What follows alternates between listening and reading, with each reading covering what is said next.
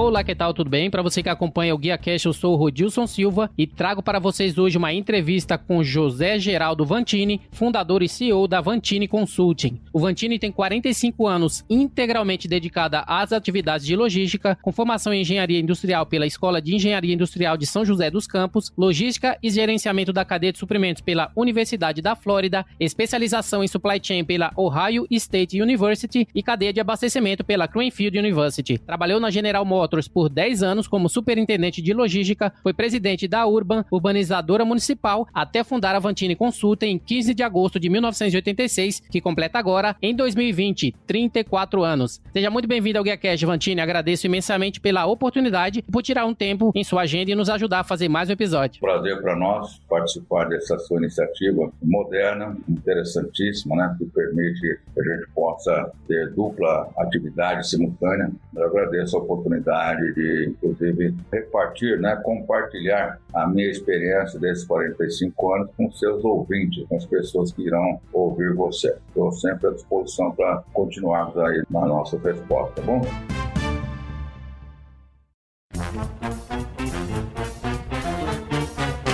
Seja muito bem-vindo ao GuiaCast, um podcast para os profissionais de logística e supply chain que nunca param de aprender. Compartilhamos toda semana as melhores práticas, desafios e informações para suporte às suas decisões, a fim de ajudá-lo a gerenciar a sua carreira e a sua empresa com mais eficiência. Uma consultoria independente, acionável e objetiva para os líderes do setor.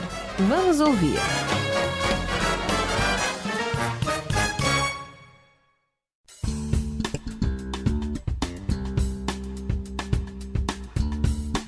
Ô Vantini, você trabalhou por 10 anos na General Motors como superintendente de logística, lidando com movimentação, com armazenagem, embalagem, layout industrial, etc., até posteriormente fundar a Vantini Consulting. Como foi essa transição entre deixar para trás a sua carreira executiva e começar a empreender? Houveram várias razões. A primeira razão é que eu tive uma carreira muito rápida na General Motors. Já com 30 anos de idade, já estava numa função elevada e eu via que dali para a próxima etapa levaria muitos anos. E o meu estilo pessoal é muito dinâmico e essa foi uma primeira razão. A segunda razão é que eu já estava dando aula na Escola de Engenharia Mauá, em São Paulo. Com isso, eu comecei a perceber que o meu mundo era maior do que simplesmente todo dia de manhã estacionar meu carro na placa do meu nome na General Motors. Para quem era jovem, 30 e poucos anos de idade, isso aí não combinava. A terceira razão é que o meu próprio superior da época dizia: Vantini, você tem um estilo que não se adequa a esperar 30, 35 anos dentro da mesma empresa.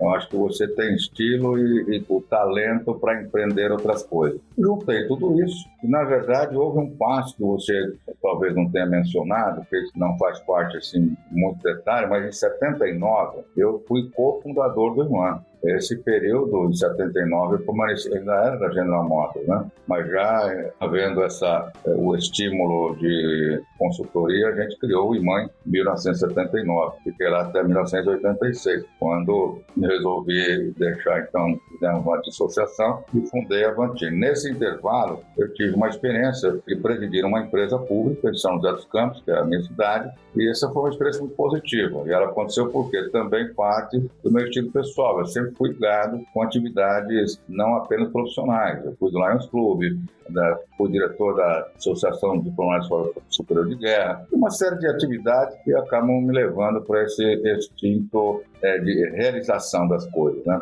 Essa transição, portanto, foi muito tranquila. Não teve sobressalto, foi uma decisão pensada, levei um ano mais ou menos para tomar essa decisão, mas é importante lembrar, para quem hoje ouvir o seu podcast, tem que lembrar o seguinte: eu estava naquela oportunidade no Brasil 1986. Naquele momento era outra realidade. Tudo bem, tinha hiperinflação, tinha uma série de razões que são diferentes de hoje. Então há uma diferença bastante grande. Eu diria assim, a gente vivia uma era romântica. Uma era romântica que significa o quê? Todo mundo sabia o que tinha que fazer, havia respeito entre as partes. Embora fosse um governo duro, o país tinha um seu desenvolvimento mais tranquilo. Não havia essa intensa política nas mídias sociais que acabam perturbando o equilíbrio do Brasil, a comunicação, não havia ainda globalização, só veio em 1990. Então eu tive a sorte, aliás, 2 momentos de sorte, se você me permite dizer. O primeiro foi quando eu estava no 5º ano da faculdade e fui fazer estágio na GM. E a segunda sorte, quando terminou o estágio, eu ter escolhido uma área que ninguém queria. Porque o engenheiro sempre queria trabalhar na produção, na qualidade, e eu fui trabalhar no supply. Foi o primeiro engenheiro a ser contratado para trabalhar no supply da General Motors. Isso foi uma sorte que eu tive. E lá para frente eu acompanhei toda o desenvolvimento, já conhecia a logística nos Estados Unidos. Em 73 eu já estava trabalhando na General Motors em projetos em Detroit, conheci logística industrial, não era a logística que nós vemos hoje. Então me deu muita sorte e a felicidade de ter sido protagonista disso tudo. Portanto, foi muito tranquilo. E com certeza foi uma decisão assertiva, levando em consideração que a Vantini Consulta ela foi pioneira em inúmeras iniciativas com o intuito de transformar uma inteira geração de logísticos. Nós temos exemplo da Logistec, que foi o primeiro mega evento de logística em 88. Temos também a primeira revista de logística do Brasil, que foi a Logística Moderna, que também oferecia o primeiro prêmio de logística, o Logistop. E temos também o primeiro programa de logística na TV aberta, na antiga Rede Mulher, hoje Record News, em parceria com a NTC, que foi o programa Brasil Logística e Transporte, no qual você tinha o quadro Logística com Vantini. Eu gostaria, se possível, se você pudesse falar um pouco sobre cada uma dessas conquistas e como foi participar ou principiar essas iniciativas que transformaram a logística no país, iniciando aí pela Logistec. Olha, Rodilson, eu até me vejo um pouquinho no seu papel hoje, completando 1 ano da sua iniciativa. Eu lá para trás também, a gente sempre tem elementos motivadores, né? Eu sempre respirei logística. Foi uma questão que apareceu na minha vida profissional no meu primeiro ano de trabalho. E dali para frente nunca parei. Viajei muito, conheci a logística na Europa, no Japão, nos Estados Unidos, Canadá, uma série de lugares. E fui formando a minha visão. E esse primeiro evento, chamado Logistec Brasil 88, eu fiz em conjunto com um grande amigo meu, infelizmente falecido no ano passado, Yasuo Imai, que já era um grande especialista em realização de mega eventos no setor de manufatura, especialmente das técnicas do sistema Toyota de produção. E com ele formatamos uma parceria e aí nasceu então o Logistec, um evento com 60 palestras, primeiro mega evento do Brasil, 60 palestras durante 5 dias, realizado ali no Hotel Transamérica em São Paulo, e o Logistec foi um sucesso absoluto. Foi o primeiro momento em que se pôde discutir logística em todos os seus aspectos. Uma razão muito clara, porque até então, aliás, até hoje, tem gente que confunde logística com outras coisas, mas na época era mais intensa essa confusão, principalmente com relação ao transporte. Então foi um evento em que nós pudemos discutir vários focos da logística original, porque eu também, como disse a você, pelo fato de ter sido um dos pioneiros disso no mundo, eu assisti o nascimento da logística como instituição mesmo, nos Estados Unidos, em 1986, no Council of Logistics Management, onde foi pela primeira vez sagrada a definição de logística que acabou perdurando aí até hoje. Então a Logistec teve esse papel. Nós fizemos mais depois. Esse foi o primeiro, de 88 foi o primeiro, por sinal, ali que eu joguei a semente para futuramente, 2 anos depois, a gente nasceu a Associação Brasileira de Logística. A revista já foi outro processo, né? Como eu dava na época muita entrevista, como era sozinho, não tinha ninguém no Brasil, eu fazia muita palestra, muito curso, muitos eventos, muitos seminários ao vivo, né? Não tinha webinar, essas coisas todas. Eu era bastante conhecido e a imprensa me procurava. Eu tinha, inclusive, quase uns 3 anos, mais ou menos, uma coluna minha no Jornal do Estado de São Paulo, num caderno chamado Marinha Mercante. Era bastante conhecido. Um dos jornalistas da época me estimulou. Antes que a gente não faz um boletim. E assim nasceu. O primeiro boletim está até no nosso site. Esse boletim acabou virando, era Jornal da Logística, acabou virando Logística Moderna, e essa revista ela funcionou 57 ou 58 edições, mas como nós vivemos, a minha geração é uma geração que ouve falar crise todos os dias a gente ouve falar crise, não tem um dia,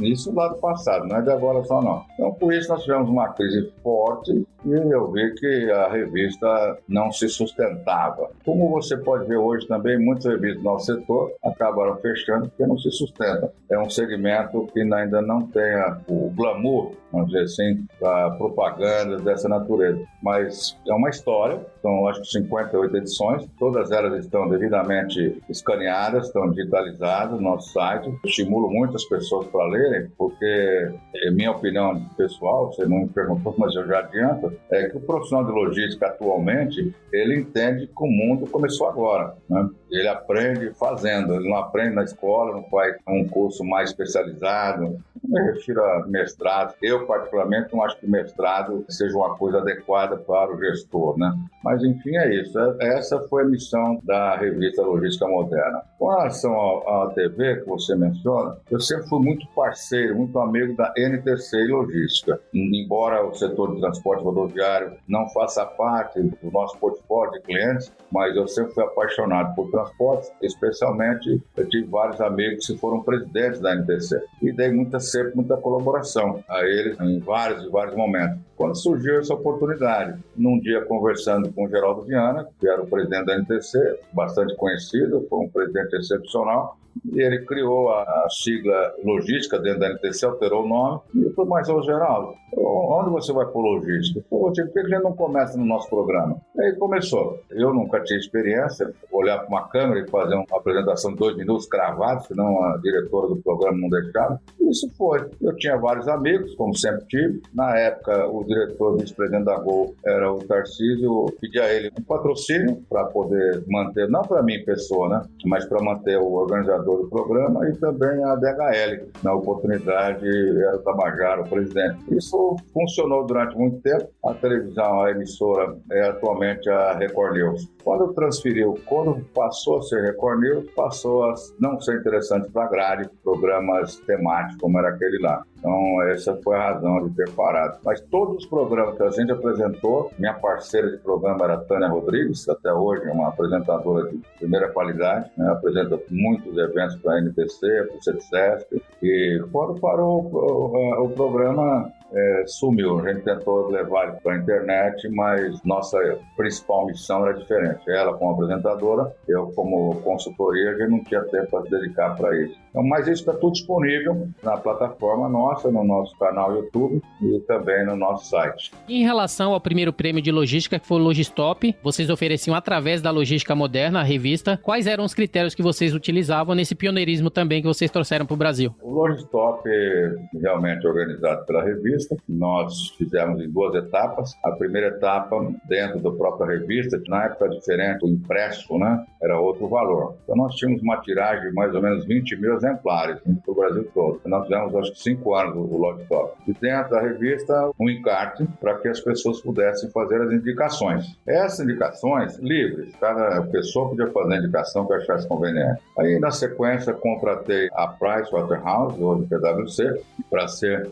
a empresa para fazer a auditoria, e partindo da segunda etapa. Aqueles que foram mais votados, eram 10 categorias, né? O Homem do Ano, Empresa do Ano, Operador do Ano, está lá, inclusive, nas revistas vocês encontram. E a Price, então, foi convidada, contratada, na verdade, que eu paguei, né, para fazer a auditoria no processo. Assim, de todos que deram indicação, apareceram por definição do regulamento interno do curso, é aberto, transparente, é um regulamento interno publicado na revista toda. A Price apresentou o modelo do Oscar, né? 3 candidatos indicados para cada categoria. Então, um total de 30 pessoas, 30 empresas. A festa, todas elas foram muito bonitas, com jantares, estilo bem festivo, e a premiação na hora. Os envelopes lacrados, como é mesmo lá no Oscar. O auditor da Price leva o envelope e na hora o apresentador do jantar chama a categoria e aí o auditor da Price tinha a honra então de abrir o envelope e ia mostrar o ganhador. Era uma festa, porque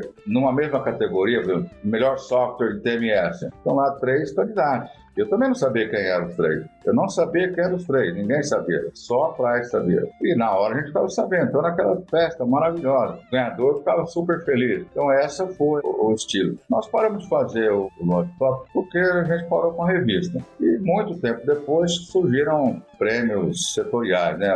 Cada empresa, o prêmio do melhor transportador, melhor fornecedor disso, melhor daquilo. Mas um prêmio, assim, integral, independente, né? Não apareceu mais nenhum posteriormente a esse nosso não. O nosso foco era realmente dar o estímulo para as empresas se desenvolverem, né? De uma forma bem sistemática e focada na logística mesmo. Então essa foi a nossa história com o prêmio Logistop. O pessoal que ganhou o prêmio até hoje usa isso com muito orgulho, porque foi um prêmio isento, né? E especialmente voltado para a auditoria, ou seja, isso é muito sério, é muito importante. Não tinha possibilidade de alguém fazer alguma coisa que não fosse o correto. Vantini, você foi um dos fundadores da ASLOG em 1989, que é a Associação Brasileira de Logística. Foi uma associação sem fins lucrativos formada por profissionais destinada a promover a logística através da integração de seus associados. Qual foi o objetivo principal da fundação da ASLOG naquela época e quais foram os resultados obtidos por ter um local que promovia o estudo, debate e divulgação da logística no Brasil?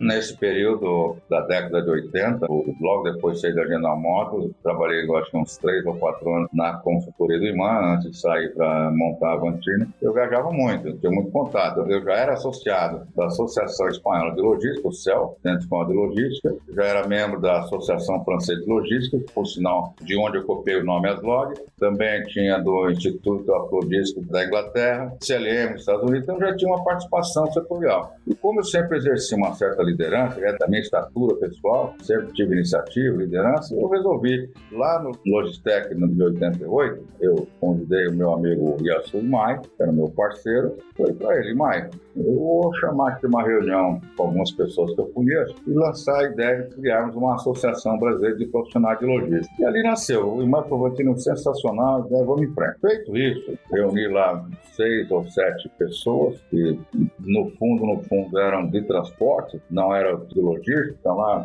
essas pessoas eu passei, então, a reunir quase 2 anos. Nos reuníamos na sede da Abras, no de supermercado, que eu era lá um consultor pro bono, né? E eles me emprestavam a sala, a gente fez as reuniões lá para ser o estatuto, o formato, etc e tal. Ali nasceu. O nome ASLOG veio naturalmente, Associação de Logística. O sufixo log não era assim tão utilizado como é hoje, né? E eu procurei usar mais ou menos o modelão, né, da França. O Brasil tinha sempre muita intimidade com a França. Um dos membros desse grupo era diretor de distribuição da Danone do Brasil, que também nos auxiliou bastante. Eu tinha contato com pessoas que eram da Rodia é uma companhia francesa, que por coincidência trabalhou alguns anos em São José dos Campos, o francês. 2 ou 3 vezes que eu fui na França para conversar com ele, a gente teve um apoio muito grande. Então a ASLOG nasceu com isso, por foco exclusivo para unir profissionais. Se tivesse empresa, estava previsto lá no estatuto, poderia ter empresa, mas não associada, sem direito a voto, nada. A gente imaginou uma associação para os profissionais. É uma coisa que faz falta,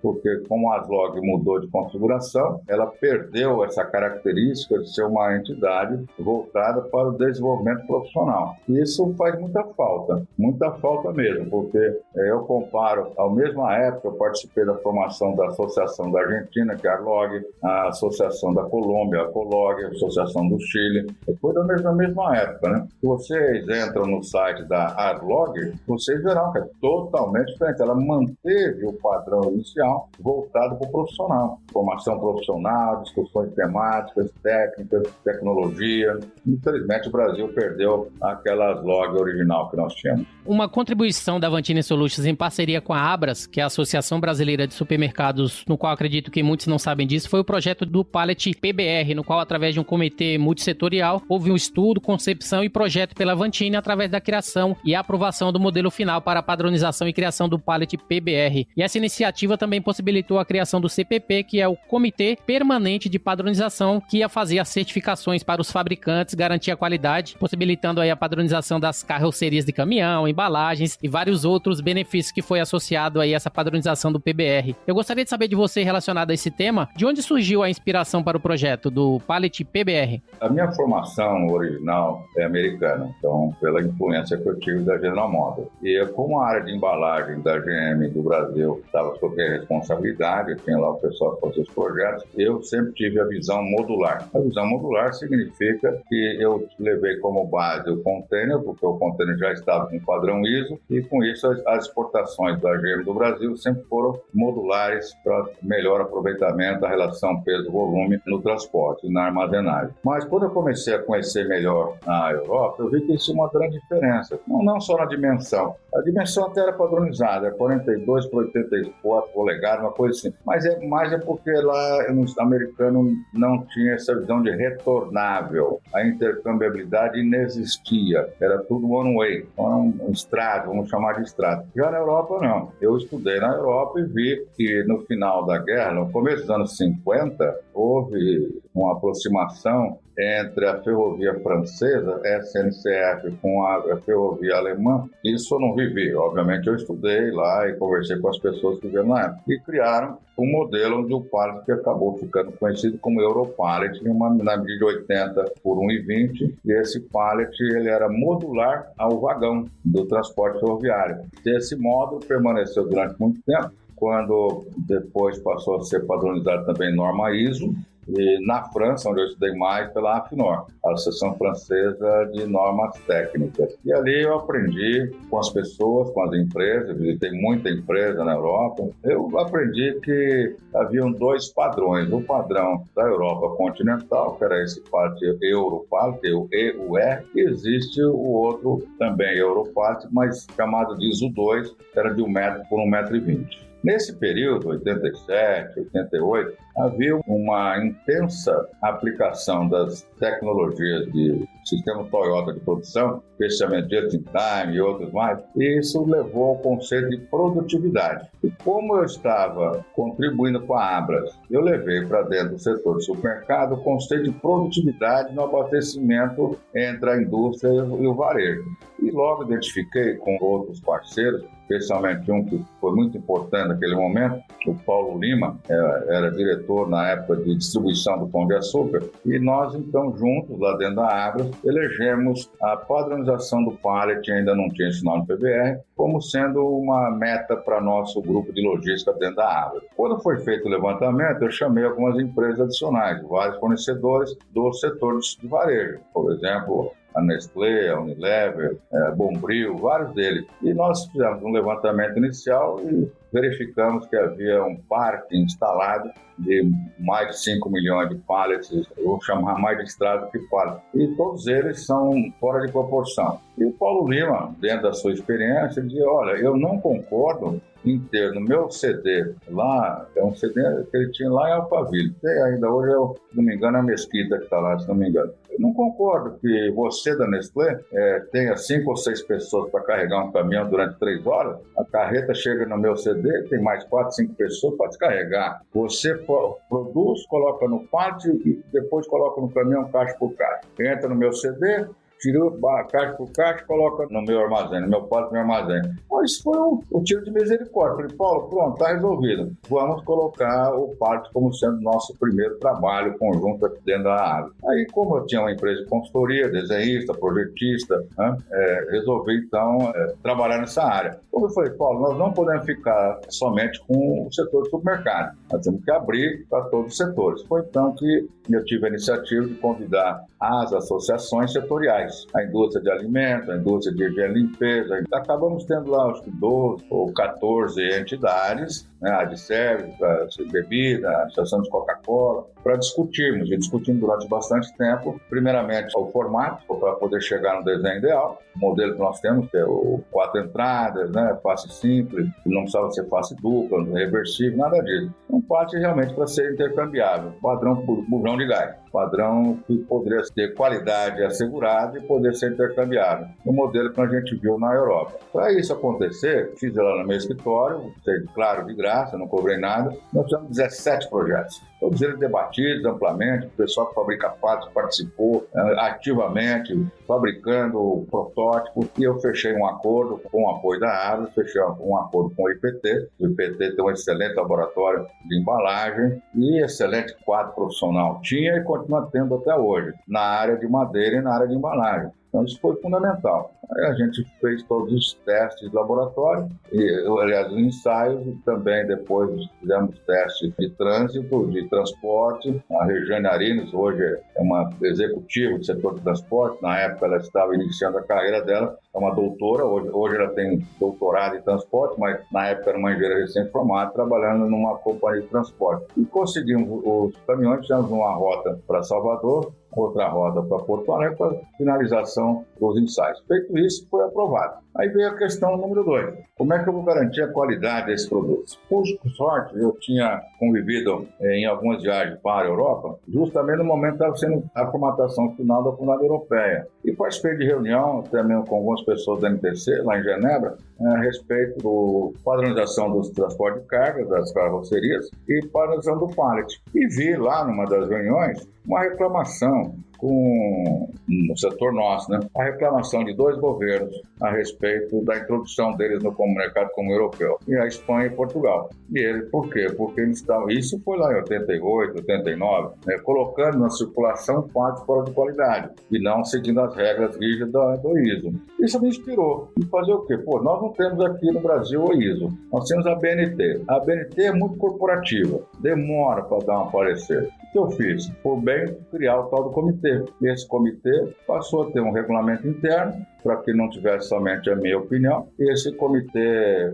validou a gente ter todas as especificações bancadas tecnicamente pelo IPT, e a partir daí então nasceu a nomenclatura PBR. Para manter o controle de qualidade, essa marca foi registrada. Na época não podia registrar pela Abras, mas eu registrei o nome da minha empresa ao mesmo instante em que eu fiz um documento via cartório doando a marca para a Abras, para poder ver o que através do contrato de concessão eu permito alguém fabricar aquele pallet, mas a hora que eu quiser eu vou fazer o controle de qualidade. Foi o meio que a gente encontrou e funcionou durante bastante tempo, né? Padronizou, como você bem disse, o pallet permitiu modulação das embalagens, todas elas mudaram o seu tamanho, permitiu que fosse gerar uma UPC, né, que eu chamo Unidade Padrão de Carga, que ela otimiza o volume interno das carretas, mesmo, não sei se você sabe, mas eu também fui responsável pelo projeto do Cider para uma empresa que chamava Toller, que fabricava carroceria.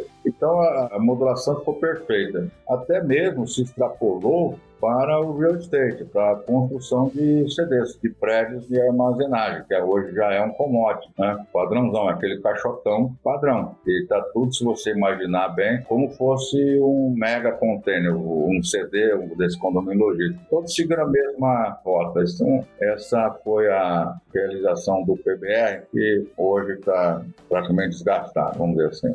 E além dessa excelente contribuição para o mercado de logística, a Vantini também foi idealizadora do projeto VUC, Veículo Urbano de Cargas, onde após a criação da ZMRC, que foi a Zona Máxima de Restrição de Circulação pelo então prefeito Jânio Quadros da cidade de São Paulo, vocês novamente com a Abras identificaram ou previram os problemas de abastecimento das lojas e supermercados. Como começou essa idealização e quais foram os principais desafios enfrentados? Bom, a Abras ela serviu apenas de apoiadora, né? Ela não executou nada, dava sala de reunião, tal. Na verdade, eu criei um segundo comitê, chamado CDU, Comitê de Distribuição Urbana. E por que isso? Porque com a introdução do Conselho de MRC, eu já imaginei, porque eu já tinha conhecido o problema em Paris, em Tóquio, em Londres, Nova York. Eu sabia que um belo dia ia acontecer isso também aqui na cidade de São Paulo. E discutindo principalmente eu mencionei o Paulo Linho, o Ernesto Promenzio e outros colegas do setor, vamos discutir a questão do abastecimento urbano, que a gente chamava de distribuição urbana, que é o título correto mesmo. Hoje tem gente que fala de logística urbana. Não é nada disso. É abastecimento urbano, ou para o foco da indústria, é distribuição urbana. Ela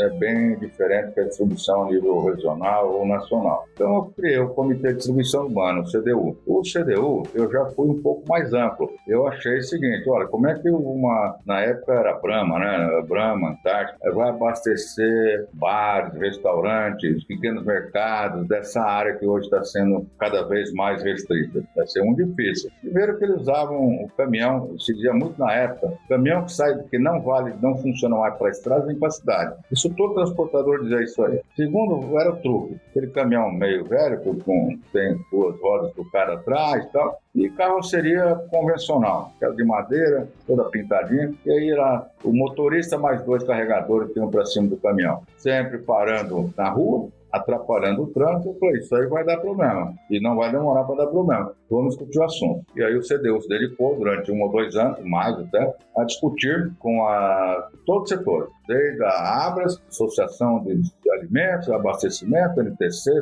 CESP, Associação de Padaria, Associação de Bares, Restaurantes, todo mundo fazendo parte do debate. E aí nós elencamos 15 proposições. Foi a primeira vez até que nós falamos de abastecimento noturno. E até hoje é um assunto que todo mundo se arrepia para fazer. Era um dos 15 itens, o abastecimento noturno. Mas o principal deles era o veículo. Então, avançamos bastante no detalhamento com o pessoal da Anfávia e da ANFIR. A ANFIR é a Associação Nacional de Implementos Rodoviários. E aí eu especifiquei o conceito inicial, que seria o quê? Um veículo urbano, ele teria que ter 3 formatos, na verdade. Um veículo sem restrição temporal nem espacial, ou seja, ele pode rodar em qualquer horário, em qualquer local da cidade, para abastecimento de carga. Um veículo número 2 teria restrição temporal, mas não teria restrição espacial. Ou seja, ele pode rodar da meia-noite, por exemplo, das 10 da noite até as 5 da manhã, em qualquer lugar da cidade. Esse era o conceito. E o terceiro veículo seria aquele veículo especial, aquele que pode rodar, tem restrição temporal e tem restrição espacial. Ou seja, veículos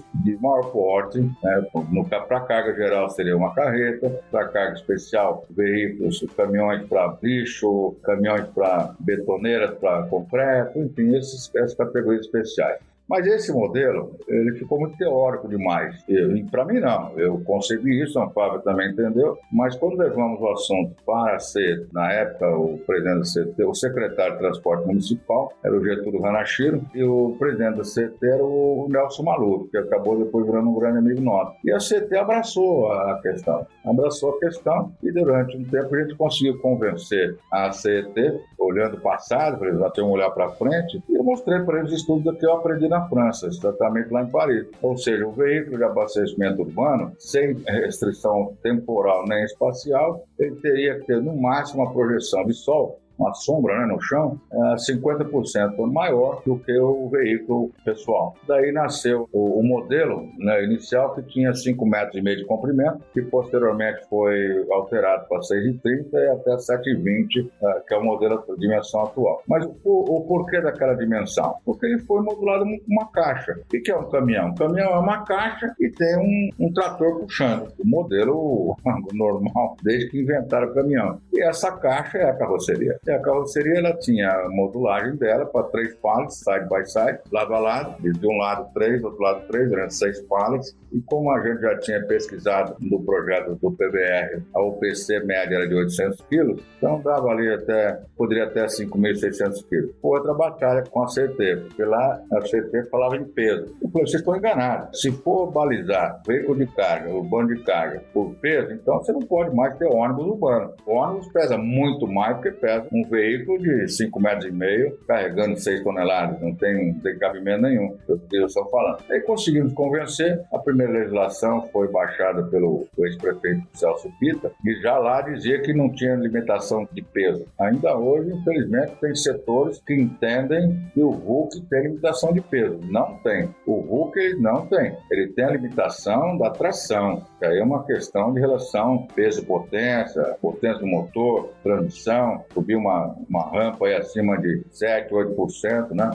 Mas não com relação a instalações públicas como ponte, viaduto, nada disso, não tem restrição. E aí nasceu o VUC, e ficou só nisso, o VUC ficou num só veículo. Os outros 2 não foram para frente. Como o pessoal do transporte, meus amigos, me criticaram muito na época, embora amigos mesmo, né? Fui muito criticado, até mesmo na imprensa e tudo mais. Eu falei, não, um dia vocês vão saber que o VUC vai ser a salvação. Não deu outra. Quando o Kassab, prefeito de São Paulo, expandiu as MRC para 100 km², nossa, foram aí, sei lá 2 ou 3 anos de discussão para a liberação do VUC. É difícil convencer o lado político. Então, o VUC hoje é um veículo que o pessoal põe a mão no céu por ele existir, né? Porque ele não tem restrição de circulação nem temporal e nem espacial. É o único que tem essa qualidade, essa característica aí do veículo urbano de carga. Ô Vantini, falando um pouquinho agora da Vantini Consulting, da empresa que você criou aí há bastante tempo. A missão da Vantini Consulting é ser a melhor empresa de consultoria, auditoria, treinamento e ensino em logística e supply chain do mercado. Como vocês estão colocando em prática essa missão atualmente?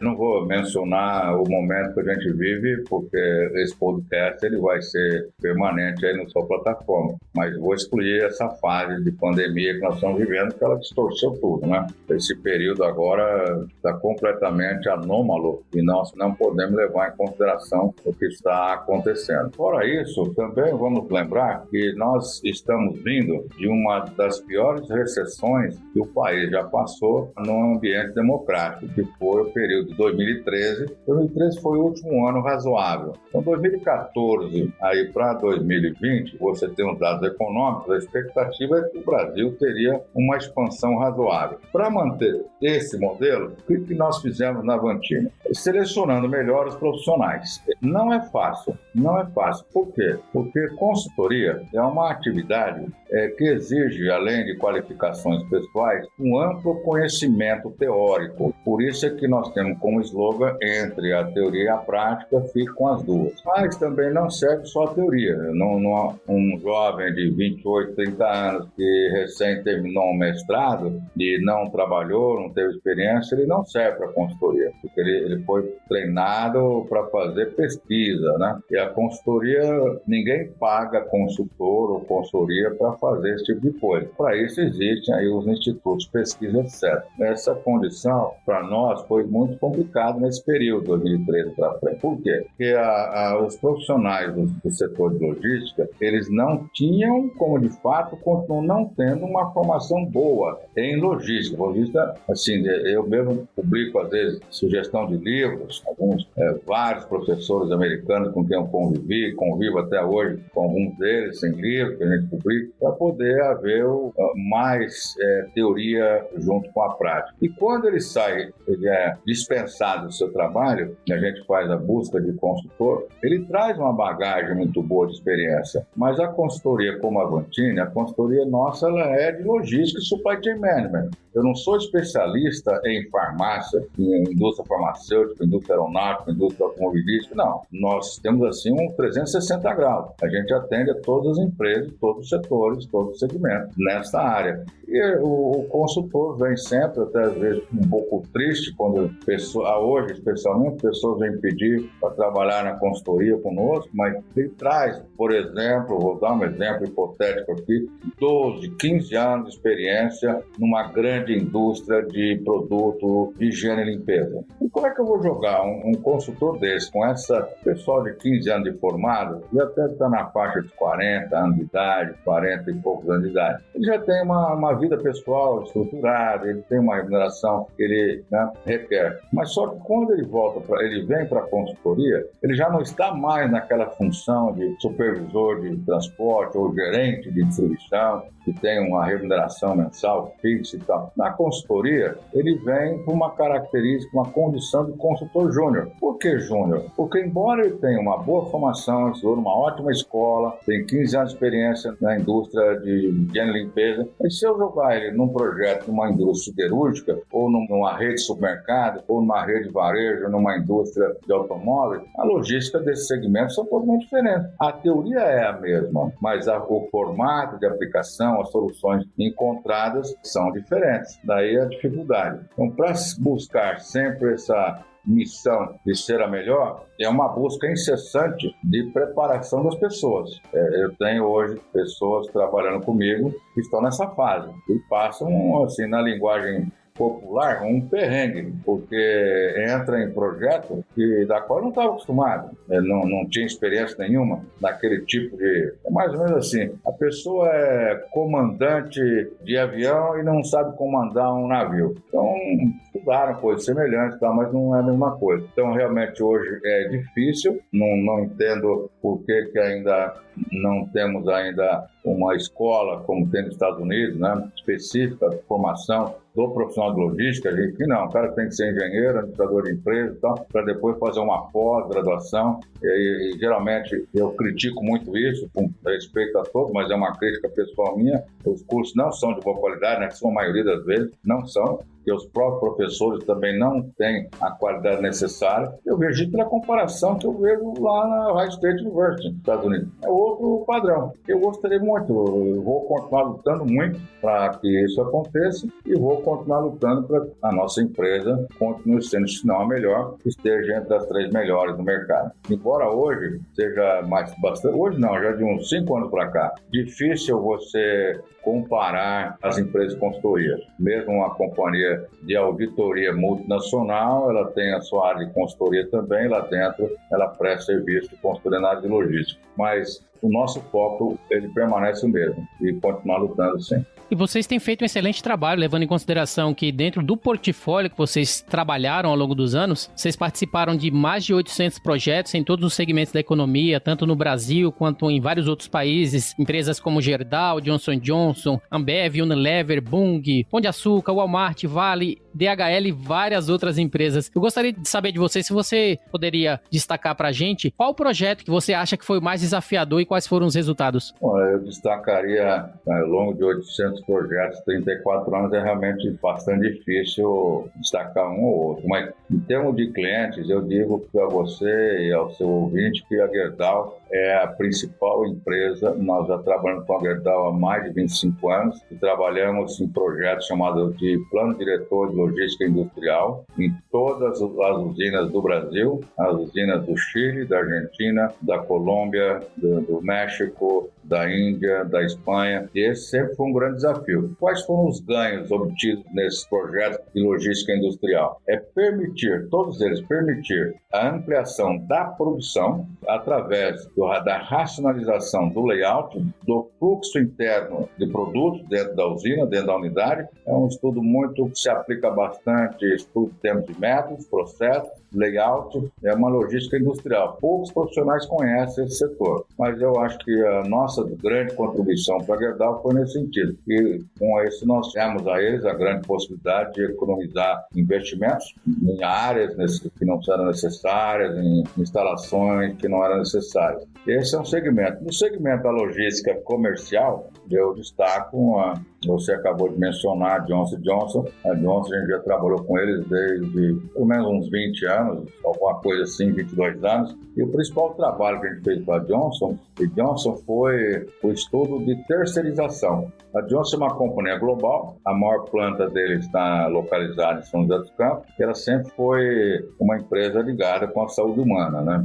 Praticamente saúde humana e higiene, negócio todo. Então a Johnson, divisão profissionais, é uma divisão muito complexa, porque o cliente dela é o hospital, é o médico, né? Ela trabalha com prótese e tal. Então tem uma acuracidade muito elevada. E o projeto que nós fizemos há 20 anos atrás, exatamente para transferir as operações próprias da fábrica de São José dos Campos para um operador logístico. Foi um trabalho muito intenso, foi o primeiro trabalho, inclusive, com metodologia pré-definida, de critérios matemáticos e de processos para a seleção de operador logístico. E isso permitiu a Johnson, então, fazer totalmente a terceirização. Depois disso, já fizemos outros trabalhos, mas o principal deles foi esse. Qual foi o principal ganho para a Johnson? Não foi nem do ponto de vista financeiro, na minha opinião. Na minha opinião, foi nível de serviço. Ou seja, ela tem contratos com vários hospitais nessa divisão médico-hospitalar, que é diferente da divisão consumer, né, com produto consumidor, do consumo. Ela tem contrato com hospitais e entregar o produto dentro de um certo prazo. Por exemplo, o Hospital das Clínicas, em São Paulo, a partir do momento que chega lá o helicóptero com um acidentado e é identificado o problema ortopédico, e o médico prescreve a necessidade de uma prótese de joelho ou uma prótese de ombro, alguma coisa assim, a Johnson tinha, como de fato continua tendo, um contrato de entrega de 15 minutos para chegar lá. Então esse foi um desafio muito grande quando a gente falou de terceirização. Então o primeiro caso foi sucesso na parte de redução de investimentos e o segundo grande sucesso foi garantir o nível de serviço no atendimento do cliente. Vantini, partindo para minhas últimas perguntas, você já deixou um legado inestimável que contribuiu para a transformação e evolução da logística no Brasil. Gostaria de saber de você se você ainda tem alguma pretensão dentro da logística que você ainda não realizou dentro da sua carreira profissional e pretende realizar, ou você já se considera realizado com as suas contribuições? Não, eu não estou realizado, não. Eu sou uma pessoa hiperativa, né, pela minha natureza. O que eu fiz ficou no passado. Algumas coisas não renderam frutos como eu esperei, porque a minha característica é criar as coisas e transferir para outras pessoas, né? O processo democrático, né? Como foi o caso das logs, foi o caso do PBR e tal. Eu não fico dono do assunto, não é o meu estilo. Como eu continuo ainda sempre muito motivado, respirando logística o tempo todo, né? Eu tenho, sim, não diria mais desafios, né? Mas metas. E uma delas é exatamente colaborar com essa geração, vamos dizer, a geração Y para baixo, uma geração que hoje já está no comando das empresas e cometendo muitas dúvidas, sabe? Há uma distorção muito grande, um afastamento muito grande das concepções originais, que elas têm que evoluir, mas não mudar. Não faz sentido, por exemplo, quem trabalha no e-commerce, a Amazon, a Americanas.com, Mercado Livre, falar em last mile. Quando você fala em leste, é porque houveram outros miles. E também outra. Last mile é uma invenção americana e ela sempre foi voltada para o abastecimento da indústria, que já vem lá de trás, uma cadeia produtiva muito ampla e sempre foi dito, e é verdade. O último pedacinho, que a entrega não é no consumidor, mas é no cliente, ele sempre foi muito mais difícil e muito mais caro. Quanto mais próximo um produto está do consumidor, do cliente, mais importante ela é em termos da relação custo-entrega. Então, não faz sentido falar em last mile, porque não existe last mile no e-commerce. O last mile significa que tem outras miles antes, né? Outras etapas anteriores. Então, eu queria falar, então, a etapa final, né? Em vez de last mile, a etapa final do abastecimento. O que eu vou fazer como meta é desenhar alguma solução, não uma nova log, embora muita gente me pede para criar uma nova entidade, mas alguma coisa que permita ser um fórum de aprimoramento, né? Um fórum de aprimoramento, talvez até usando plataformas digitais que permita um debate mais amplo, explicar, por exemplo, um debate, o Last Mile estão falando muito disso agora, estão falando de ter aplicativos de rastreamento que acabam não funcionando. Então, eu vejo a minha contribuição nesse sentido, porque não há nada mais a ser criado, que eu tinha que fazer, eu já fiz revista, algumas associações que eu ajudei não só as lojas, mas que eu ajudei mesmo a desenvolver algumas coisas e estão indo muito bem. Eu hoje destaco, por exemplo, o CETSESP em São Paulo. O CETSESP se modernizou de maneira excepcional, né? E tem feito um trabalho muito bom no aprimoramento dos profissionais. Eles criaram lá uma área chamada de Conjovem, preparando o pessoal. A NTC também está bastante avançada nesse aspecto, mas os profissionais que desempenham ações e funções da logística nas empresas embarcadoras, não, isso aí não está bem, não. E, inclusive, também, Rodilson, para encerrar a resposta, eu pretendo contribuir para que haja no ambiente da educação a possibilidade de dar para a logística a característica de profissão. Porque a logística hoje não é uma profissão. Tem um profissional, ou profissional que trabalha em algum processo da logística, mas ele não tem formação, não é como administrador de empresa, engenheiro, dentista, não tem o licenciamento legal do Ministério da Educação ou mesmo do Ministério do Trabalho. É que eu pergunto, quando você vai no hotel, qual é a profissão? Você coloca o quê lá? Você vai colocar que é engenheiro, administrador, não é nada, põe que é. Mas você nunca vai pôr, sou supervisor de logística. Isso é função da profissão. Então todo mundo confunde as coisas. Então eu vou tentar contribuir muito nesse sentido, trazendo a minha experiência de vida, porque eu sempre dividi minha vida com teoria e com prática, nas duas coisas. Então esse é meu plano aí pela frente. Não parar nunca. E para minha última pergunta, Vantini, quais são as perspectivas para a Vantini Consult para os próximos anos? Rapaz, eu tenho um plano de ação, né, definido. Eu vou ter que aguardar agora para ver qual a revisão. Ainda hoje, conversando com o secretário de desenvolvimento da minha cidade, né, São José dos Campos, estou discutindo com ele aí para a implantação de condomínio logístico na cidade. Ele me deu uma notícia péssima que uma indústria de abastecimento do setor de autopeças está fechando e mandando 720 pessoas embora entre amanhã e depois de amanhã. É muito triste essa realidade que nós estamos vivendo. Uma Embraer que está aí praticamente paralisada. Então a gente não consegue pensar mais do que a gente estava pensando antes. Não é fácil. Não só eu, as grandes empresas estão também com grandes dificuldades em pensar na revisão da sua estratégia, porque a quantidade de incógnitas ainda, nenhum modelo, um algoritmo matemático ainda conseguiu modular essas variáveis, porque elas são inconstantes e desconhecidas. Mas, com certeza, como eu sou prestador de serviço, eu vou ficar me espelhando muito nas grandes empresas, tanto nacionais quanto internacionais, para ver qual o rumo que elas vão tomar. Não vou me inspirar nas empresas do varejo, porque o varejo está extrapolando muito em função da situação que a gente vive hoje. O retail digital talvez possa pensar alguma coisa, um termo que não existe, mas eu vou falar para você. A logística digital. Esse termo não existe, mas alguma coisa que eu estou escrevendo até uma série de artigos sobre esse tema e pode ser útil depois para poder, nessa retomada que vai acontecer algum dia e de alguma maneira. O problema é que ninguém sabe qual dia nem de que maneira, né? Que as coisas vão retomar. Agora, o varejo está deitando e rolando na expressão popular aí, porque é um setor que, infelizmente, não está ajudando a indústria, porque nos testes que eu faço para testar a logística deles, a maior parte dos produtos que eu tento buscar vem da China, né?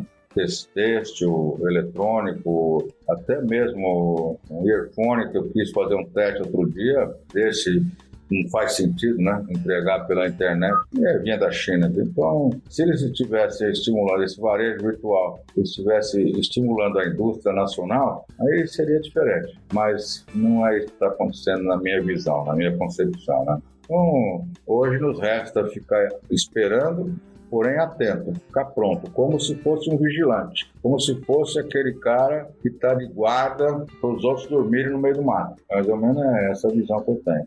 Eu estou vigilante. Ô Vantini, eu gostaria de agradecer a sua participação. Muito obrigado pela oportunidade dada ao GuiaCast em poder contribuir com a sua expertise para esse episódio. Você poderia deixar os seus contatos, os contatos da Vantini Consult e as suas considerações finais para os ouvintes?